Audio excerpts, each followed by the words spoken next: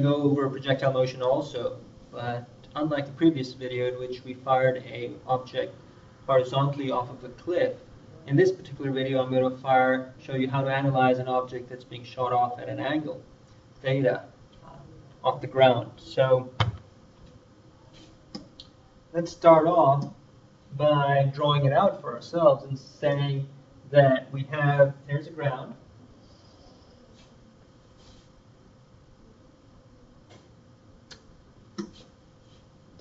And we've got an object, let's say it's a cannonball, it's being fired off at an initial velocity vi, some value, 30 meters per second, 40 meters per second, 50 meters per second.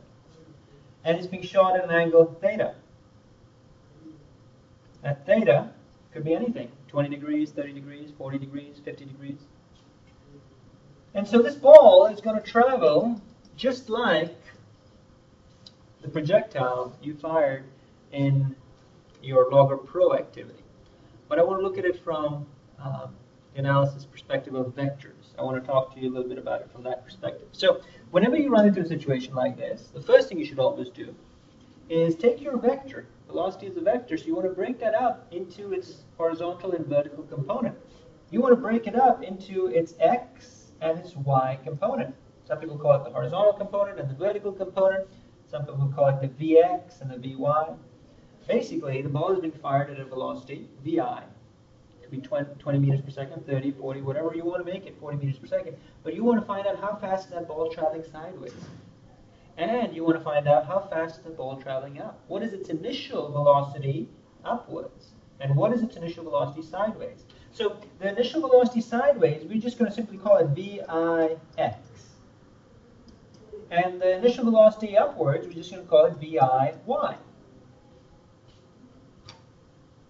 Keeping in mind that the velocity in the x direction, the horizontal velocity, is not going to change because we're neglecting air resistance. However, the vertical velocity is going to change. The vertical velocity as the ball goes up is going to diminish because gravity is accelerating everything downwards at all times. No matter where the ball is, at the highest point, at the beginning, wherever it is, gravity is always pushing that ball downwards. It's always accelerating that ball downwards. So the vertical velocity is going to get weaker as it goes up. And when the vertical velocity completely becomes zero, that point is considered your highest point. Why? Because the velocity that was responsible for pushing you upwards has now become zero. So it's disappeared. So there's no velocity left to push you upwards. So you can't go any higher. That's why it's called the highest point. And all throughout this, the horizontal velocity is going to stay the same. So basically, as this ball goes through the air, right here, here, here, let me draw you from a vector perspective what those horizontal and vertical velocities would look like. So first of all, your horizontal velocity is just going to be, at all times, this is going to be identical to this. So let me draw that on there first.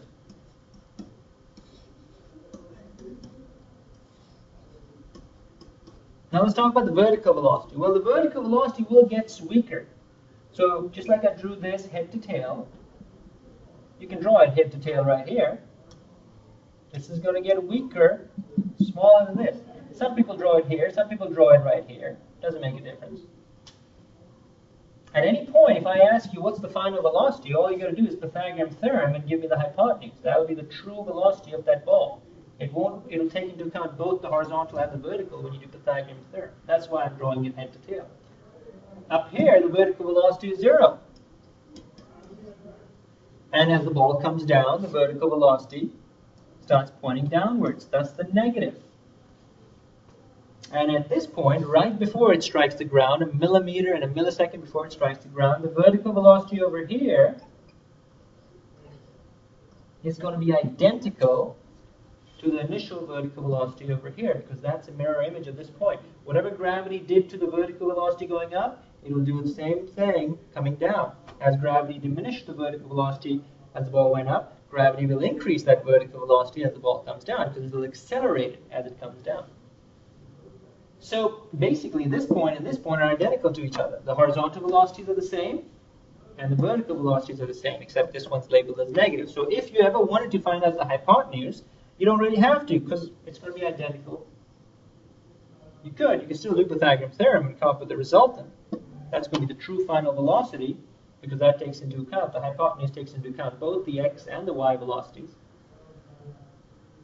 But that will be exactly the same as the beginning. And the angle theta will also be exactly the same. This angle theta, right, when you have this hypotenuse done, and you have this angle theta, it will be identical to the angle theta over here.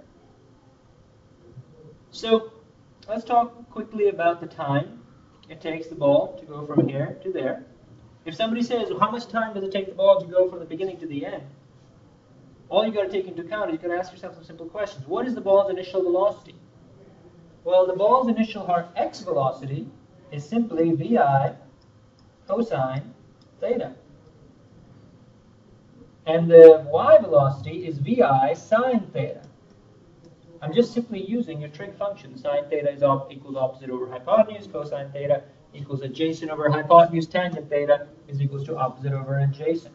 So the idea is I simply used cosine theta and sine theta to find my vix and my viy. You'll actually have numbers. Right now I'm not putting in numbers just to keep my drawing kind of tidy. So if I asked you how much time it takes the ball to go from here to there, you've got to ask yourself, well, should I use variables on the x-axis or should I use variables on the y-axis? The answer to that is use the variables use the axis that gives you the most information. The x-axis only gives you one piece of information, horizontal x velocity. There is nothing else on the x-axis that we know. However, the y-axis, the movement on the vertical axis, gives you a lot of information. It gives you your initial velocity. It gives you your final velocity, and it gives you your acceleration. So it makes sense to use variables on the x-axis. And remember, on the y-axis, it makes sense to use variables on the y-axis because the y-axis gives you more variables. Remember never to mix variables from the x-axis and the y-axis in the same kinematics equation. You want to keep them separate. The only time you combine x and y is when you do Pythagorean theorem to find the hypotenuse. Anyways, back to the initial discussion, the time it takes the ball to hit the ground, well, you're going to say, look, what's my initial velocity? Well, your initial velocity is this, vi sine theta. So whatever that value is, you know it. Check. What's your final velocity? Well, I'm going to put a check there too, because my final velocity is identical to my initial velocity, except, remember, it's a negative. So we'll put a negative there, just to remind us.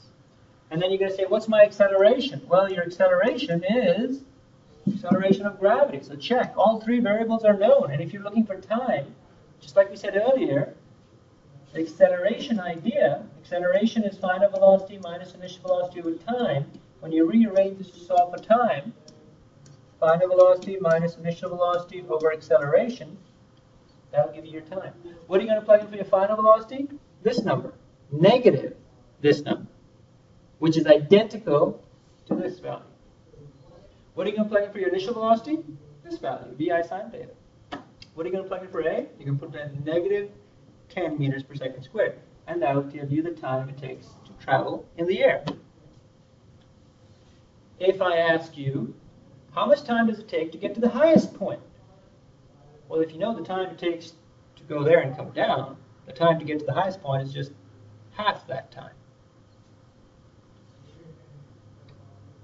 And if you don't like that method, and you just want to find the time directly to get to the highest point, use the same concept. Except if you just want to find the time to the highest point, and you don't like the method of finding the entire time and dividing that by 2, because it takes half the time here and half the time here. If you don't like that idea and you want to do it a different way, you certainly can. You can say, look, ball starts here and ends here. Starts here and it ends here. What's the initial velocity? In the y direction, vi sine theta. What's the final velocity in the y direction? 0. So you can still use this equation, except you'd use 0 for your final velocity. And for your initial, you'd use vi sine theta. And for your acceleration, you'd still use negative 10. And the time would be determined for half of the trip, which would be exactly half of the total trip. So that's how you find the time. The time the ball spends in the air. Now, the next important question is, how far does the ball travel on the x-axis? how far does it go? The range, some people call it. That's not very difficult to do because now you know two important things. You know how much time the ball spends in the air, and using VI cosine theta, this is your VI, this is your theta, using VI cosine theta, you know the x velocity. You know how strongly, what's the velocity of the ball sideways. So if you know the x velocity, meaning you know how fast this ball is going sideways, and you know how much time the ball spends in the air, so you know for how long the x velocity gets to push the ball sideways, then simply the x velocity times the time will give you how far the ball goes sideways. And if you want to use a particular equation, you're more comfortable with equations, then feel free to use the average velocity equation to solve for the displacement. What is going to go in here? Your average velocity is going to be VI cosine theta. Why can it be considered an average? Well, because it's not changing. It's the same. The x velocity is the same. Neglecting air resistance, the x velocity is not changing. So that can go in as your average velocity. And time, how much time does the ball spend in the air? So for how long does this x velocity get to push the ball sideways? Well, if you know these two variables, you multiply the two, you've got your displacement, x. So if you like using equations, feel free to use this. But you don't have to. You can use conceptual idea that if you know how fast the ball is going sideways, and you know for how long the ball's in the air, the product of those two will tell you how far the ball goes. So if the sideways velocity was 20 meters per second, that means the ball is going sideways 20 meters every second. And the ball, let's say, spends 5 seconds in the air, but it's going 20 meters sideways every second, and it spends 5 seconds in the air, 20 times 5 is 100. So that means it'll cover 100 meters in 5 seconds. So by the time it reaches the bottom, this will be 100 meters downrange. The horizontal displacement will be 100 meters. So once again, you've got to take these concepts and you've got to start understanding these concepts by asking yourselves questions. What is the initial velocity? What's the final velocity? What's the acceleration? Do I want to use variables on the x-axis, or do I want to use variables on the y-axis? Which axis gives me more variables to work with? And when the ball is going up and down, it's that y-axis gives you more variables.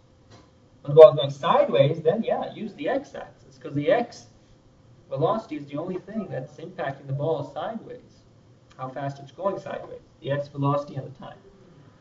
Finally, last thing I may ask you, what's the height? Let's call that, you can write that as d or y. I may say, hey, listen, how high does the ball go? This is the easiest part, how high the ball goes. Because which variables are you going to use? Are you going to use x variables, variables on the x-axis, or variables on the y-axis? The answer to that is if you're trying to find height, height is a y variable, so it makes sense. You only use y variables. So you're going to ask yourself, do I know what's the initial velocity of the ball at this point? And the initial velocity of the ball at this point is VI sine theta. Then you're going to say at the highest point, do I know what the final velocity is? Final velocity is 0. See, we're only using vertical velocities because the vertical velocities are the things that impact the height, how high the ball goes. So if you know the initial velocity and you know the vertical velocity, what other information do you have on the vertical axis, on the y-axis? Gravity. You know the acceleration of gravity. So you would come back here and you would say, look, what are my knowns? My knowns are, I know what the initial velocity is. Check. VI sine theta. I know what the final velocity is. Check. 0. I know what the acceleration is. Check. Negative 10 meters per second squared. So I need to find the displacement. You can do this many different ways. The simplest way, use average velocity concept. Average velocity is final velocity plus initial velocity divided by 2. Final velocity plus initial velocity divided by 2 gives you the average velocity. Of course, this is your average velocity on the vertical axis. And then how do you find displacement? Well, average velocity is displacement over time. I'm writing the displacement as y instead of x or d because this displacement is on the y-axis. You can write it as an x if that makes you more comfortable, or d if that makes you more comfortable. But there you go. If you know the average velocity, because you know the final and initial velocities, you add them together, divided by 2, you know the average velocity now. That average velocity times the time will give you the displacement. That is the simplest way to do it. You don't have to memorize any equations. You just have to understand what average means. So average velocity can be used to find the height of the cliff. How high the ball is going in the air. There are other ways to do it too. You could use a kinematics equation that was derived in class. You could use a kinematics equation that says, look, Vf squared is equals to Vi squared plus 2a displacement. Displacement is being labeled as y. So Vf squared final velocity squared equals initial velocity squared plus 2a displacement. Use your algebra skills to rearrange this to solve for your displacement. You know your acceleration is -10. You know your initial velocity was Vi sine theta. You know your final velocity is 0. Easy. You can solve for your displacement. So if you use algebra and you rearrange this, it's Vf squared minus Vi squared plus over 2a. Keeping in mind, hey, this is 0. Because the final vertical velocity is 0. So you'll have a negative in the numerator, and because gravity is negative, you'll have a negative in the denominator. So negatives will cancel out, giving you a positive displacement, which is good because the ball's going up. Upwards is positive. If downwards is negative, upwards is positive. So that's how you find how high the ball goes in the air. So this was analyzing projectile motion on when a ball is being fired at an angle of theta. I didn't use numbers. I just simply used variables. You plug in your numbers. But the idea is, if you understand the concept, how comfortable are you with the concepts? You don't have to memorize anything. So hopefully you found this video useful.